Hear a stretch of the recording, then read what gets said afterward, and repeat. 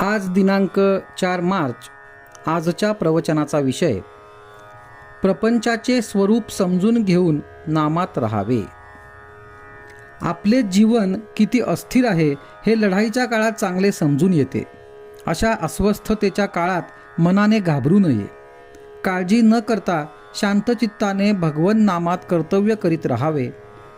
काळजीला म्हणा कारण असे काहीच लागत नाही, कारण ती आपल्या काळजापर्यंत नव्हे काळजापाशीच असते.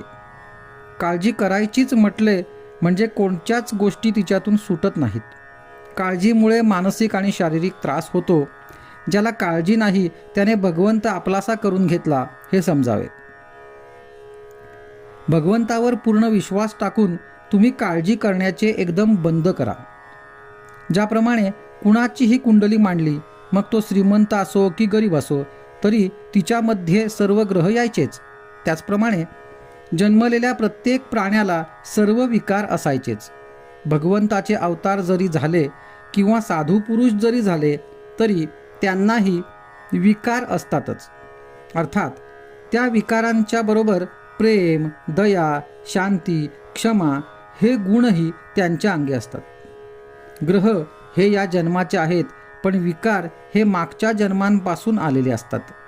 या विकारांना वश न होता म्हणजेच त्यांचे नियमन करून गुणांचे संवर्धन करणे हे प्रपंचात मनुष्याला शिकायचे असते. कुटुंबातल्या व्यवहारामध्ये प्रत्येक घटकाने आपापले स्थान ओळखून असावे. ज्याला स्वतःच्या मुलाबद्दल प्रेमामुळे इतकी खात्री असते की आपण सांगितलेले आपला मुलगा केल्याशिवाय राहणार नाही, तो बाप खरा. ज्याला अशी उत्सुकता असते की वडिलांनी आपल्याला सांगावे आणि आपण ते करावे, तो मुलगा खरा. बापाचा पैसा हा मुलाने अनितीने वागण्यासाठी नाही. जो मुलगा अनितीने वागतो त्याला बापाने पैसा देऊ नये. ज्याप्रमाणे वर बसणाऱ्याची मांड पाहून घोडा दांडगाई करतो, त्याचप्रमाणे बापाचे पाणी ओळखूनच मुलगा वागतो. गृहिणीने स्वतः स्वयंपाक करून घरातल्या माणसांना जेवायला घालावे. त्या करण्यामध्ये प्रेम असते. प्रत्येक गृहिणीला घरामध्ये थोडे तरी काम पाहिजेच. खरोखर विवाहामध्ये बंधने फार आहेत, कारण ती अत्यंत पवित्र गोष्ट आहे. जो मनुष्य तरुणपणी स्वाभाविक रीतीने आणि नीती नियमानुसार वागेल त्याला म्हातारपण मुळीच दुःखदायक होणार नाही.